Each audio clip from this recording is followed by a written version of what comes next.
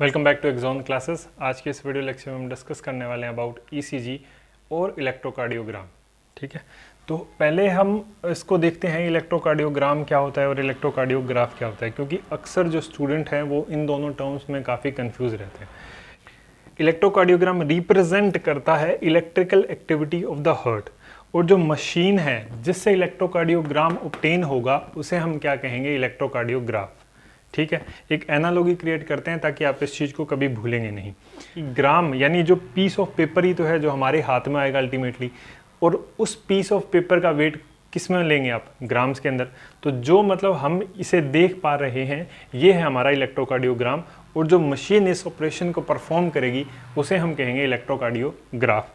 अब देखते हैं ये इलेक्ट्रोकार्डियोग्राम या फिर ईसीजी ऑब्टेन कैसे होता है। ईसीजी को ऑब्टेन करने के लिए हमारी जो बॉडी है उसके ऊपर 3 इलेक्ट्रिकल लीड्स लगाई जाती हैं। 3 लगाई जाती हैं, वो लगाई जाती हैं बेसिक ईसीजी के अंदर। अगर आपको और ज़्यादा इम्प्रोवाइज रिजल्ट्स लेने हैं तो मल्टीपल हम लीड्स भी यूज़ कर सकते हैं। जनरली जो लीड्स लगाई जाती हैं वो लगाई जाती हैं रिस्ट पे and left ankle and chest पे। ठीक है, उन लीड्स की हेल्प से जो डेटा फीड किया जाएगा इलेक्ट्रोकार्डियोग्राफ के अंदर, और उससे हमें क्या मिलेगा, इलेक्ट्रोकार्डियोग्राम और ईसीजी। डेफिनेशन देंगे इलेक्ट्रोकार्डियोग्राम की तो क्या होगा, electrocardiogram is a graphical representation of electrical activity of the heart during a cardiac cycle. अब हम समझते हैं कार्डियक साइकिल क्या होती है। ये हम सभी को पता है कि हमारे हार्ट है वो 4 चैम्बर्स प्रेजेंट होते हैं, 2 ऊपर होंगे उन्हें हम क्या कहेंगे, एट्रियम, और नीचे जो होंगे 2 उन्हें कहेंगे अपने वेंट्रिकल्स। अब हम समझते हैं कि हमारी कार्डियक साइकिल किस तरीके से चलती है। हमारी कार्डियक साइकिल के अंदर होगा कि सबसे पहले एट्रियम जो है हमारे वो कॉन्टैक्ट करेंगे, फिर एट्रियम जो है वो रिलैक्स होंगे, फिर हमारे वेंट्रिकल्स हैं वो कॉन्ट्रैक्ट होंगे, और फिर अल्टीमेटली हमारे जो वेंट्रिकल्स हैं वो रिलैक्स होंगे। ये जो इवेंट हैं इसे हम अपने क्या कहते हैं, एक कंप्लीट कार्डियक साइकिल, राइट। अब ये कॉन्ट्रैक्शन और रिलैक्सेशन हो रहा है, इसके पीछे कोई ना कोई एक रेगुलेटरी मैकेनिज्म भी होगा। जो ह्यूमन हार्ट है यानी जो अपना हार्ट है वो मायोजेनिक है। मायोजेनिक का मतलब क्या है कि हमें किसी भी एक्सटर्नल सिग्नल की रिक्वायरमेंट नहीं है। जो इम्पल्स होंगी यानी एट्रियम कॉन्ट्रैक्शन, वेंट्रिकल कॉन्ट्रैक्शन के लिए वो हार्ट के अंदर से ही जनरेट होंगी, और वो जनरेट करने वाला है एसए नोड जो कि प्रेजेंट होता है हमारे एट्रियम के अंदर। एसए नोड से इम्पल्स जनरेट होंगी, वो आएंगी एवी नोड के पास। एवी नोड के पास ये इम्पल्स कुछ टाइम तक रहती हैं, फिर ये जाती हैं बंडल ऑफ हिस के पास, और फिर जाती हैं ये प्रकंजी फाइबर्स के थ्रू वेंट्रिकल में। तो हम यहाँ क्या देख पा रहे हैं कि जो एसए नोड और एवी नोड हैं ये तो हैं हमारे एट्रियम के अंदर, और bundle of His and Purkinje fibres हैं ये हैं हमारे वेंट्रिकल्स के अंदर।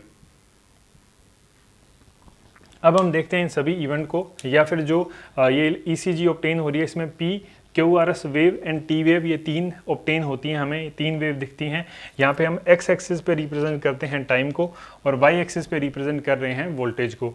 अब हम देखते हैं ये सारी वेव्स हमें क्या बताती हैं। फर्स्ट हम बात करते हैं अबाउट पी वेव। अगर अभी तक आपने हमारी generation and conduction of nerve impulse की वीडियो नहीं देखी है तो आप आई बटन पर क्लिक करके देख सकते हैं, क्योंकि वही कॉन्सेप्ट यहाँ यूज़ होने वाले हैं। अब देखते हैं पी वेव क्या रिप्रेजेंट करती है। पी वेव रिप्रेजेंट करती है एट्रियम डीपोलराइजेशन को, और एट्रियल डीपोलराइजेशन होगा कब, जब सोडियम का इनफ्लक्स होगा,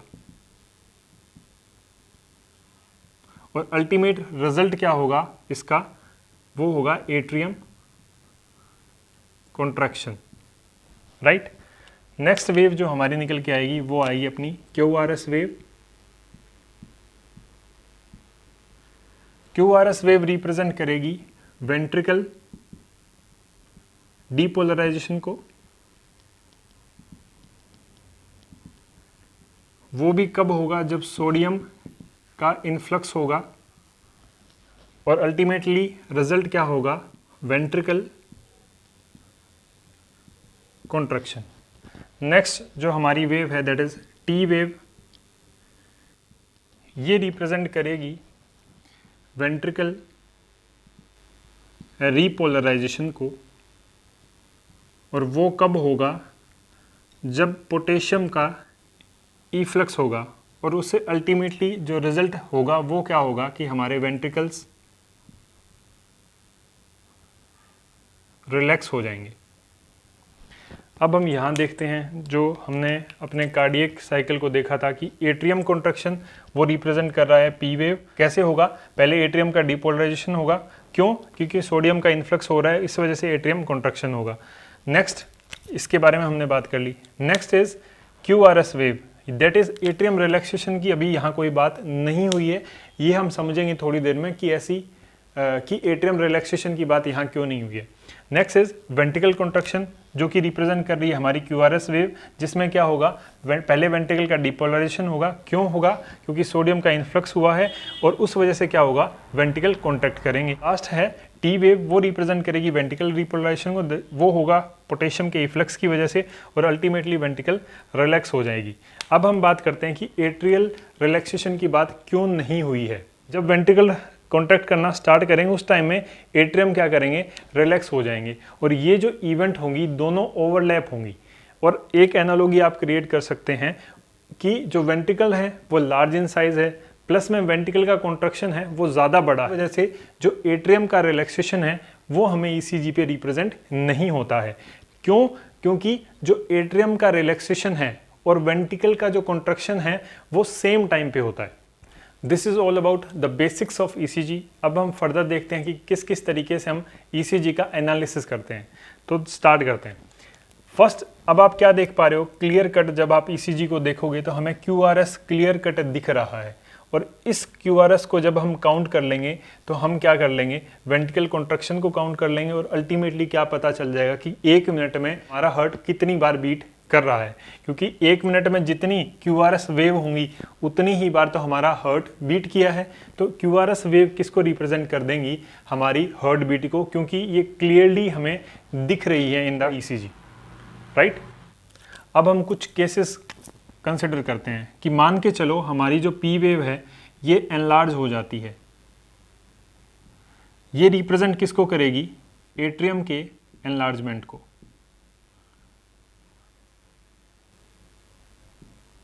सिमिलरली तो ये रिप्रेजेंट करेगी वेंट्रिकल एनलार्जमेंट को। Q वेव जब एनलार्ज हो जाएगी ये रिप्रेजेंट करेगी मायोकार्डियल इन्फ्रैक्शन को, राइट। अब T वेव है, T वेव भी 2 टाइप के चेंजेस शो करेगी। फर्स्ट, इंक्रीज हो जाएगी, तो T वेव इंक्रीज हो जाएगी, ये रिप्रेजेंट करेगी हाइपरकैलेमिया को। हाइपरकैलेमिया मतलब increase potassium in the blood. Next, अगर T वेव फ्लैट हो जाती है ये रिप्रेजेंट करेगी कि जो हमारे हार्ट है उसको इनसफिशिएंट ऑक्सीजन मिल रही है due to coronary heart disease, coronary heart disease, right. Next further हम बात करते हैं कुछ सेगमेंट्स की, दैट इज PR सेगमेंट, यहाँ से यहाँ वाला सेगमेंट, ये सेगमेंट है ना PR सेगमेंट, ये रिप्रेजेंट करेगा time taken by AV node to conduct the impulse. ये PR सेगमेंट ये 2 टाइप के चेंजेस शो कर सकता है, या तो PR सेगमेंट इंक्रीज हो जाए या फिर PR सेगमेंट डिक्रीज हो जाए। PR सेगमेंट इंक्रीज होगा during the case of sleep, और PR सेगमेंट डिक्रीज हो जाएगा ड्यूरिंग एक्सरसाइज, क्योंकि हार्ट की जो बीटिंग रेट वो इंक्रीज हो जाती है ड्यूरिंग एक्सरसाइज। नेक्स्ट हम बात करते हैं अबाउट S&T सेगमेंट को। S&T सेगमेंट रिप्रेजेंट करेगा टाइम गैप बिटवीन, यहां QRS पे क्या हुआ था, वेंट्रिकल डीपोलराइजेशन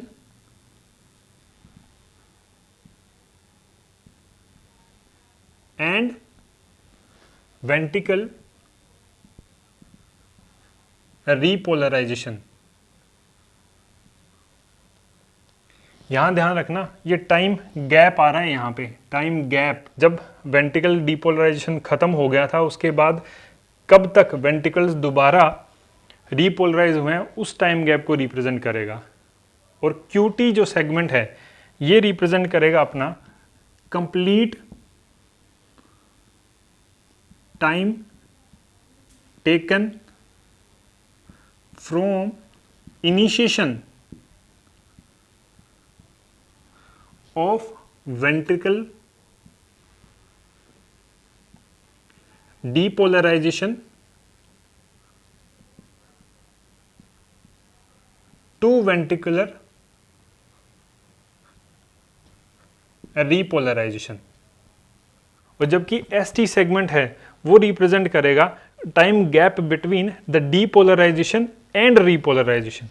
चलिए कुछ क्वेश्चन डिस्कस कर लेते हैं। हमारा फर्स्ट क्वेश्चन है the correct route through which pulse making impulse travel in heart is. ये हमें पता है, सबसे पहले SA नोड, फिर AV नोड, फिर बंडल ऑफ फेज, फिर Purkinje fibre and then heart muscles. तो ये हमारा ऑप्शन जाएगा B is correct for this question. In standard ECG which one of the following alphabet is correct representation of the respective activity of the human heart. A option S represent the start of systole, नहीं होता। T represent diastole, ऐसा नहीं है। P represent depolarisation of आर्टरिया, ये correct option है, तो हमारा C option correct होगा। Next question is given below is the ECG of a normal human, which one of its component is correctly interpreted below. तो हमारा फर्स्ट ऑप्शन ही correct चला जाएगा, that is complex QRS represent one complete pulse. Next question is the diagram given here is a standard ECG of a normal person. The P wave represents, ये हमें पता है P wave represent करती है ATM के contraction को, तो C option हमारा करेक्ट जाएगा इस क्वेश्चन के लिए। नेक्स्ट क्वेश्चन हमारा मैचिंग से रिलेटेड है, दैट इज हमें ये पता है P wave रिप्रेजेंट करेगी हमारे डीपोलराइजेशन ऑफ एट्रियम को, QRS कॉम्प्लेक्स रिप्रेजेंट करेगा वेंट्रिकल डीपोलराइजेशन को, T वेव रिप्रेजेंट करेगी वेंट्रिकुलर रीपोलराइजेशन को, and reduction in the size of T wave represent करेगा हमारा कोरोनरी हार्ट डिजीज़ को। तो इस केस में जो हमारा ऑप्शन जाएगा B। If you like the video then please do hit the like button and subscribe to our channel for more updates. और जितने भी सोशल मीडिया हैंडल्स हैं उन सभी के लिंक्स डिस्क्रिप्शन में दिए हैं, तो जाके कनेक्ट हो जाएं ताकि आप कोई भी इंपॉर्टेंट अपडेट मिस ना करें। Thank you so much.